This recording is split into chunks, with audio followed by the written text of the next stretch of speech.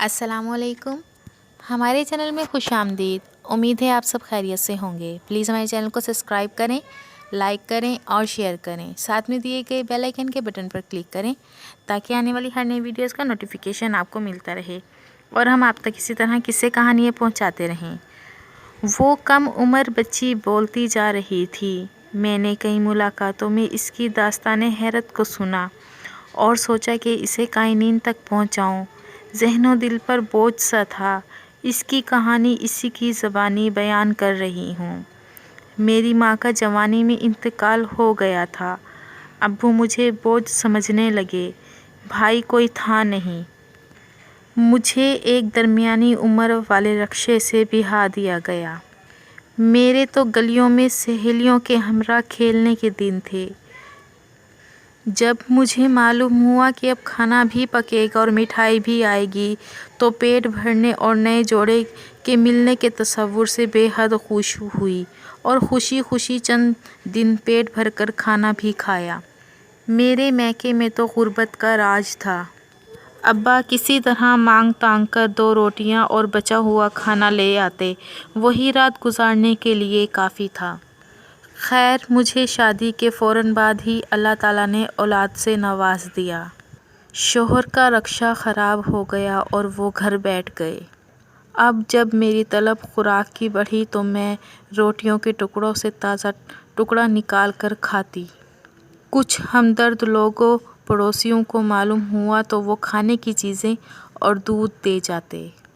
جو رکشے میں بچت ہوتی کرایہ مکان کا دے دیتے. کرایہ مکان نہ دیتے تو مالک مکان سامان باہر پھینکنے کی دھمکیاں دیتا.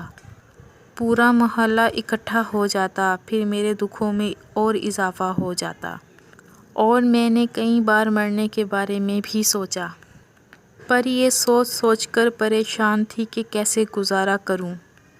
ابھی ایک بچے کا بوجھ نہیں سنبھالا جا رہا تھا کہ دوسری بچی پیدا ہو گئی جسے میرے ایک بے اولاد رشتہ دار نے گود لے لیا. راتوں کو اٹھ کر میں تڑپتی اور روتی، خود سے باتیں کرتی اور خود ہی سو جاتی کہ چلو بچی دودھ تو پیتی ہوگی، آرام سے سوتی ہوگی. پرورش تو میں نے کیا کرنی تھی، مجھے خود کون سا کوئی عقل سمجھ تھی. ماں کی ممتا کو سلا دیتی. فاقوں پر فاقے ہونے لگے. میرے دن مانگ تانگ کر گزرنے لگے. رکشہ کبھی خراب ہوتا اور کبھی ٹھیک ہو جاتا. میں کبھی مایوس نہیں ہوئی اور دعا کرتی رہی. غربت اور مایوسی کے سائے اور گہرے ہو گئے. چند آپ جیسے لوگوں نے سمجھایا تمہارا سسرال کراچی میں ہے، تم کراچی چلی جاؤ. وہاں کاروبار بھی مل جائے گا اور بچوں کا دودھ کپڑا بھی. ان کو میں اب کیسے کہوں کہ میرے گھر میں خدا پھر اولاد کا چراغ جلانے والا ہے. ان کے حالات جاننے کے بعد میں نے اور دوستوں نے وہیں بیٹھے سوچا کہ ان کو کوئی بتانے والا نہیں ہے کہ تمہیں بہت سے لوگ پناہ دیتے ہیں، گھر بھی رہنے کو دیتے ہیں، لیکن یہ جو فیملی میں اضافہ در اضافہ ہو رہا ہے اس کا ذمہ کون اٹھائے گا. تو وہ رونے لگی. مجھ سے جو بن سکا میں کرتی رہی.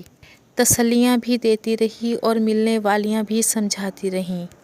پر وہ یہی کہتی رہی میں نے تو سنا تھا کہ جو روح اس دنیا میں آتی ہے خدا اس کے کھانے اور پرورش کی ذمہ داری بھی لے لیتا ہے. لیکن میں اپنے حالات کا ذمہ دار کسے ٹھہراؤں. بہت ہی دردناک باتیں سنائی. سننے والے دل تھام کر رہ جاتے. نیند تو رات کو یوں بھی نہیں آتی. ہم جیسے لوگ پتہ نہیں کیا کیا توقعات رکھتے. کئی طرح کے خیالات ذہن میں آتے. یہ کر دیتے، وہ کر دیتے. مجھ سے جو بن سکا سو کیا. مگر اسے تو دوائیں بھی چاہیے، کپڑے بھی چاہیے، دودھ، اچھی غذا، سب کچھ. پھر کچھ سوچ کر میں نے اسے کہا میں تمہیں یہاں کی مشہور رہنما صدر لیڈیز کلب جو بہت درد مند دل رکھتی ہیں اور ان کا نام ہے بیگم فرحہ مختار صاحبہ، ان کے پاس لے جاتی ہوں. تم 1-2 سال جب تک بیٹا بڑا نہیں ہو جاتا ان کی سرپرستی میں ہی رہو. وہاں سب طرح کی پناہ ملے گی. شوہر آپ کے کسی سرائے میں رہ لیں گے. اسی طرح میری کچھ دوست اور عزیز بھی رکھنے کو تیار ہیں۔